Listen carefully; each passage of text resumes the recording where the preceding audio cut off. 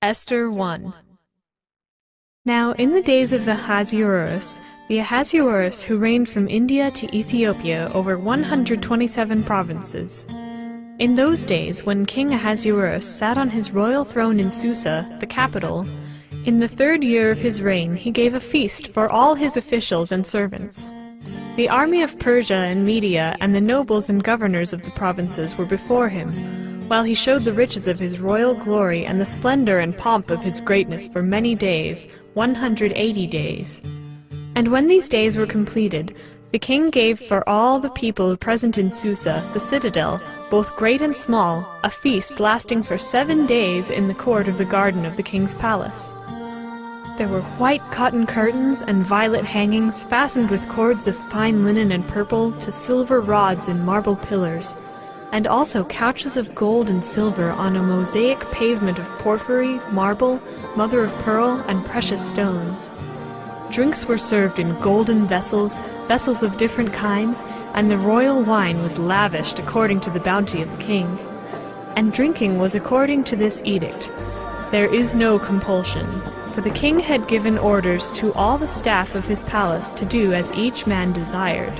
Queen Vashti also gave a feast for the women in the palace that belonged to King Ahasuerus. On the 7th day, when the heart of the king was merry with wine, he commanded Mehuman, Biztha, Harbona, Bigtha, and Abagtha, Zethar, and Carcass, the 7 eunuchs who served in the presence of King Ahasuerus, to bring Queen Vashti before the king with her royal crown, in order to show the peoples and the princes her beauty, for she was lovely to look at. But Queen Vashti refused to come at the king's command delivered by the eunuchs. At this, the king became enraged, and his anger burned within him.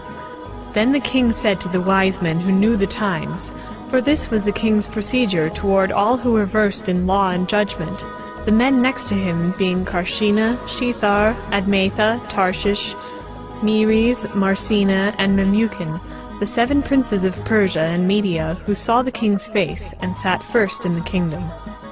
According to the law, what is to be done to Queen Vashti? Because she has not performed the command of King Ahasuerus, delivered by the eunuchs.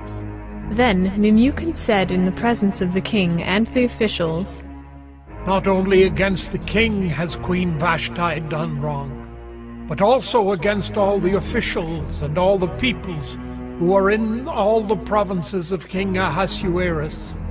For the queen's behavior will be made known to all women, causing them to look at their husbands with contempt, since they will say, King Ahasuerus commanded Queen Vashti to be brought before him, and she did not come. This very day the noble women of Persia and Media, who have heard of the queen's behavior, will say the same to all the king's officials, and there will be contempt and wrath in plenty. If it please the king, let a royal order go out from him, and let it be written among the laws of the Persians and the Medes, so that it may not be repealed, that Vashti is never again to come before King Ahasuerus. And let the king give her royal position to another who is better than she. So when the decree made by the king is proclaimed throughout all his kingdom, for it is vast, all women will give honor to their husbands, high and low alike. This advice pleased the king and the princes, and the king did as Memucan proposed. He sent letters to all the royal provinces, to every province in its own script, and to every people in its own language, that every man be master in his own household, and speak according to the language of his people. Esther 2. After these things, when the anger of King Ahasuerus had abated, he remembered Vashti and what she had done and what had been decreed against her. Then the king's young men who attended him said, Let beautiful young virgins be sought out for the king, and let the king appoint officers in all the provinces of his kingdom to gather all the beautiful young virgins to the harem in Susa, the capital, under custody of Hegai, the king's eunuch, who is in charge of the women. Let their cosmetics be given them, and let the young woman who pleases the king be queen instead of Vashti." This pleased the king, and he did so.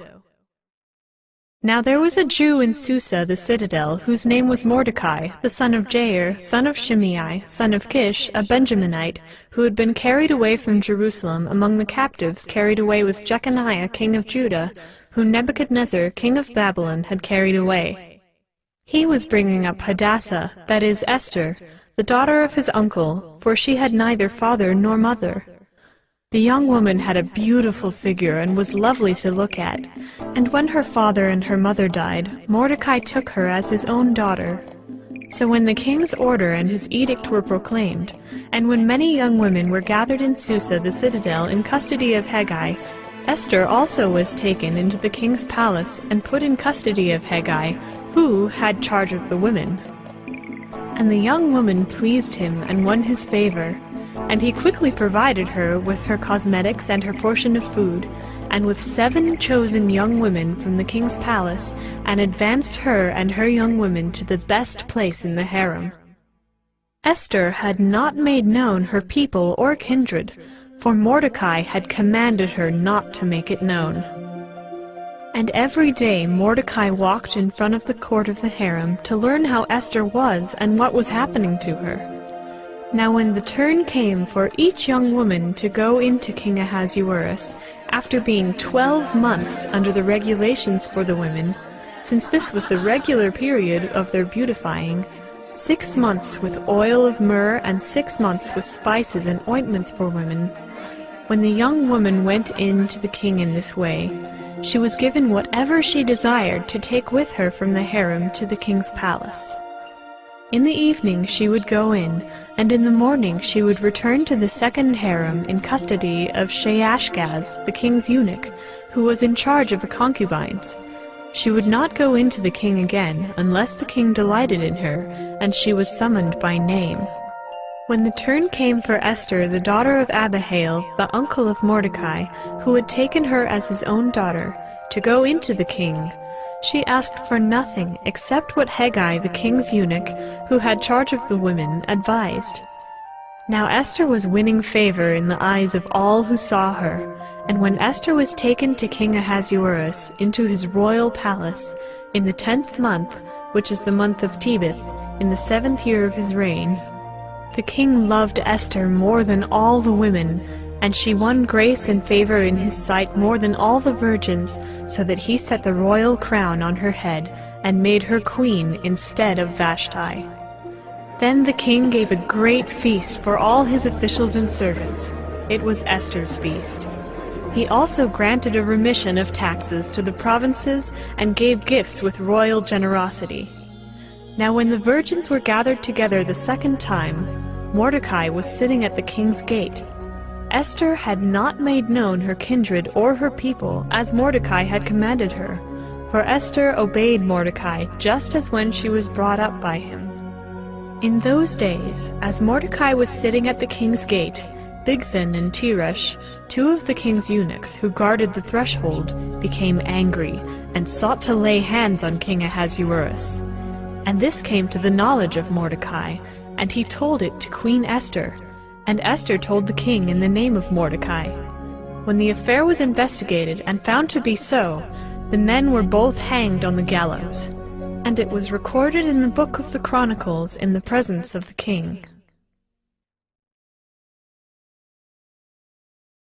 Esther 3.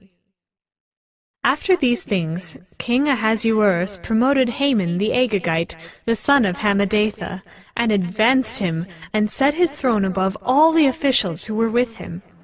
And all the king's servants who were at the king's gate bowed down and paid homage to Haman, for the king had so commanded concerning him. But Mordecai did not bow down or pay homage. Then the king's servants who were at the king's gate said to Mordecai, "Why do you transgress the king's command?"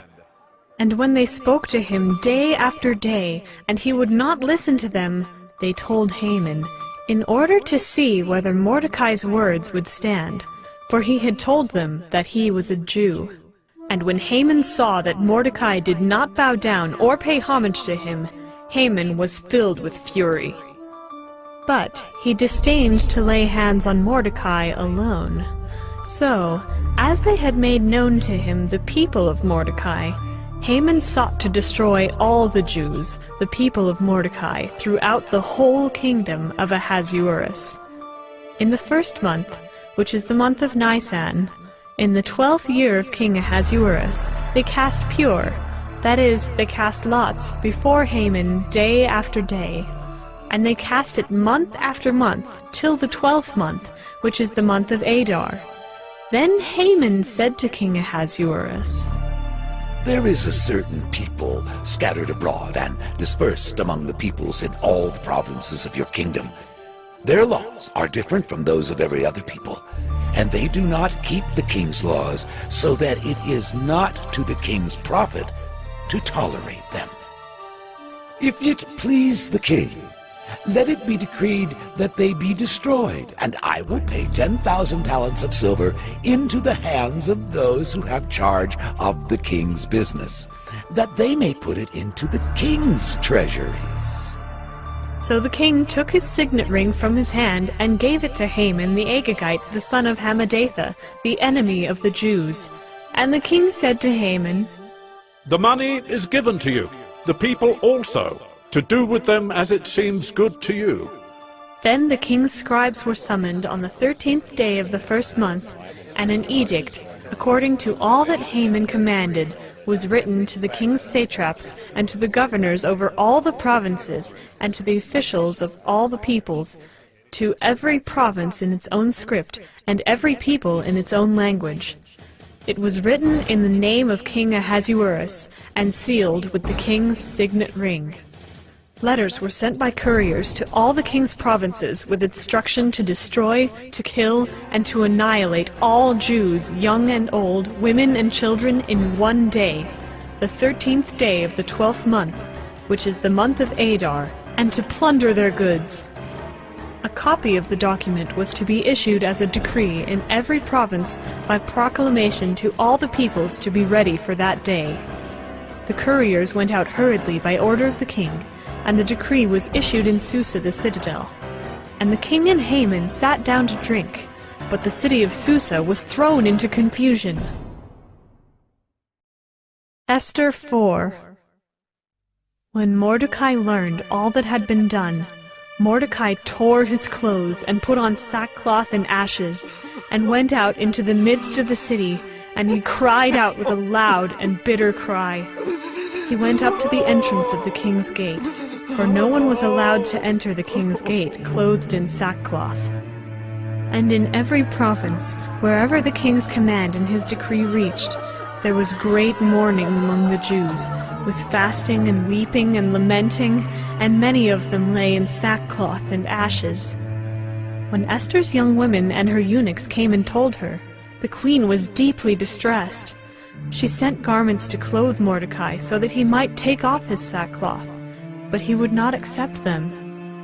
Then Esther called for Hathach, one of the king's eunuchs, who had been appointed to attend her, and ordered him to go to Mordecai to learn what this was and why it was.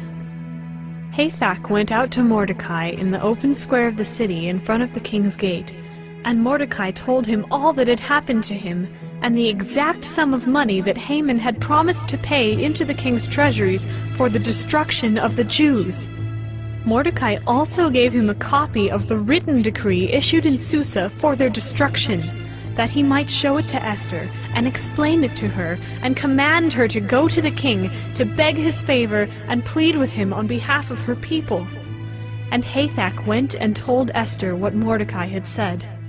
Then Esther spoke to Hathach, and commanded him to go to Mordecai and say, All the king's servants, and the people of the king's provinces know that if any man or woman goes to the king inside the inner court without being called, there is but one law, to be put to death, except the one to whom the king holds out the golden scepter so that he may live. But as for me, I have not been called to come into the king these 30 days. And they told Mordecai what Esther had said. Then Mordecai told them to reply to Esther. do not think to yourself that in the king's palace you will escape any more than all the other Jews.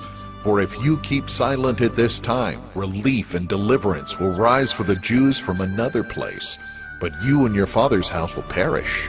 And who knows whether you have not come to the kingdom for such a time as this?" Then Esther told them to reply to Mordecai, Go, gather all the Jews to be found in Susa, and hold a fast on my behalf. And do not eat or drink for 3 days, night or day. I and my young women will also fast as you do. Then I will go to the king, though it is against the law, and if I perish, I perish. Mordecai then went away and did everything as Esther had ordered him. Esther 5. On the 3rd day, Esther put on her royal robes and stood in the inner court of the king's palace in front of the king's quarters, while the king was sitting on his royal throne inside the throne room opposite the entrance to the palace. And when the king saw Queen Esther standing in the court, she won favor in his sight, and he held out to Esther the golden scepter that was in his hand. Then Esther approached and touched the tip of the scepter, and the king said to her, "What is it, Queen Esther? What is your request? It shall be given you, even to the half of my kingdom." And Esther said, If it please the king, let the king and Haman come today to a feast that I have prepared for the king. Then the king said, "Bring Haman quickly, so that we may do as Esther has asked." So the king and Haman came to the feast that Esther had prepared.